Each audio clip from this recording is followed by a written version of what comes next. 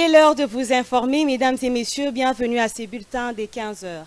La marche pacifique des fidèles catholiques de la République démocratique du Congo a été observée sur toute l'étendue du territoire national le dimanche 4 décembre, répondant à l'appel de la Senko. Dans la commune de Ngaliema, les doyennés Notre-Dame des Grâces et Saint-Sacrement ont chuté à l'Institut Bobokoli où un mémo a été lu, condamnant l'attitude de la communauté internationale face à l'insécurité orchestrée par le Rwanda à travers le M23. Ranta Louyela et Viti Panzo pour ce reportage.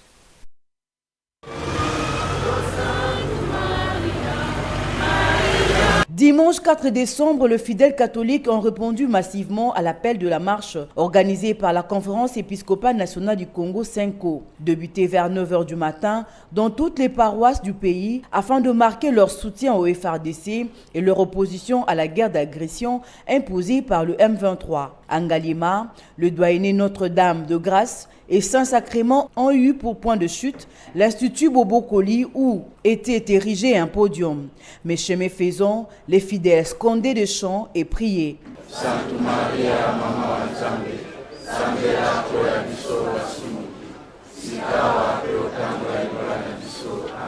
C'est le curé doyen de la paroisse Nodagra de l'UPEN qui a lu le mémo. L'heure est grave. Notre pays est en danger. Néhémie 17. Chers frères et sœurs, nos pères évêques ont parlé. Nous, fidèles de l'archidiocèse de Kinshasa, relayons leur message en prenant nos responsabilités en main. Chers frères et sœurs, regardons où nous risquons d'aller. Réfléchissons sérieusement, sincèrement et courageusement au nom de notre foi. Nous sommes profondément inquiets et préoccupés par la détérioration continue de la situation sécuritaire et humanitaire que traverse notre pays. Répondant à l'appel de nos pères évêques, archevêques, membres de la Senko, nous avons accepté d'organiser la marche de séjour du 4 décembre 2022. Motivation de la manifestation publique. Nous voulons dénoncer à travers notre marche quelques faits saillants qui nous préoccupent au plus haut point, notamment la guerre d'agression imposée à la RDC par le Rwanda, voire l'Ouganda, ce sous couvert du mouvement terroriste dénommé M23.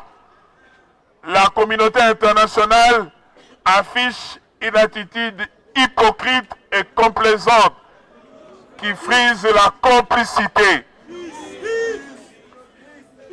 La communauté internationale affiche une attitude hypocrite et complaisante qui frise la complicité. La responsabilité de la communauté internationale est nettement engagée de par sa complaisance vis-à-vis des multinationales et les pays prédateurs. À noter, durant la semaine du 27 au 3 décembre dernier, une quête a été organisée et destinée à la solidarité de l'Église Famille de Dieu en RDC envers les déplacés des zones sinistrées par les violences et insécurité. Les délégués du groupe armé de ceux de communauté de l'Est de la RDC clôturent ce lundi les travaux de la 3e série de consultation du processus de paix des Nairobi. Le M23 est toujours exclu de ces assises lancées il y a une semaine. Ces mouvements qualifiés par les autorités congolaises de groupes terroristes avaient jusqu'au 30 novembre, selon les décisions du mini-sommet de Luanda, pour se désarmer et se cantonner sous le contrôle de l'armée congolaise et de la force de l'AEC. En collaboration avec la MONUSCO, jusque-là, les M23 gardent les positions conquises. L'humanité entière célèbre ce 5 décembre la journée mondiale des arbres. Cette journée entière Et cette journée, plutôt allais-je dire, initiée par les Nations Unies, est une célébration où les personnes sont invitées à planter ou à entretenir des arbres. Mais surtout une occasion pour le pouvoir public de sensibiliser les populations ou les invitant à planter au moins un arbre afin de limiter les effets de la désertification. Nous y reviendrons dans nos prochaines éditions. L'Union des femmes des valeurs pour le développement FVD, en sigle présidée par Esther Kitenga Tumba, a fait sa sortie officielle le vendredi 2 décembre à l'espace de New Bikabi de la Fikine dans le but de former, éduquer et développer la femme et la jeune fille. Suivez les détails dans ce reportage.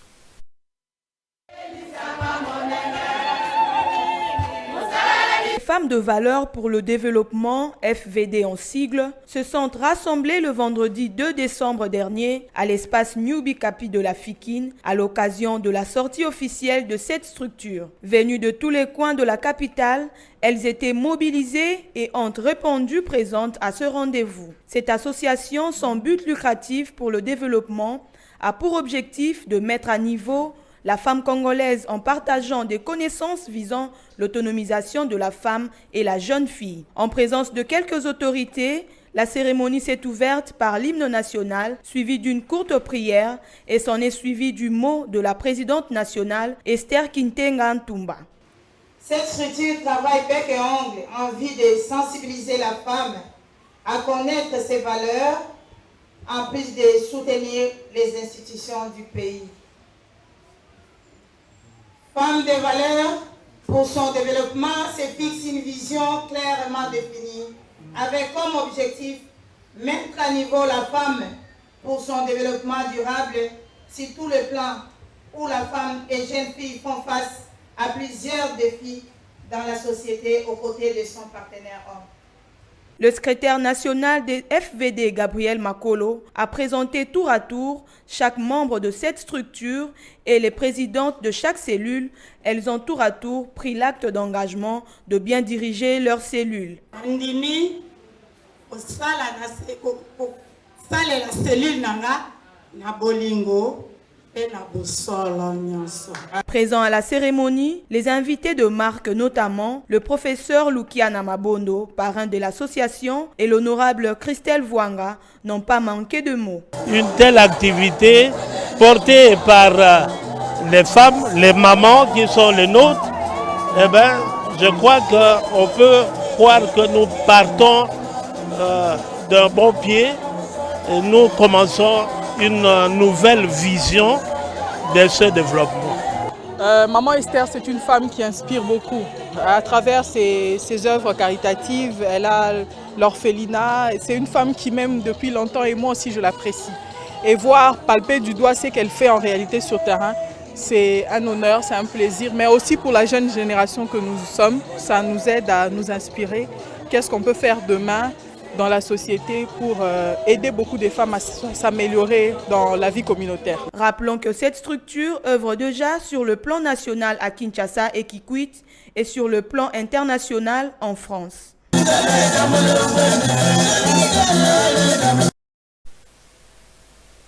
C'est la fin de ces bulletins, mesdames et messieurs. Très bonne suite de programmes sur Mandico Télévision.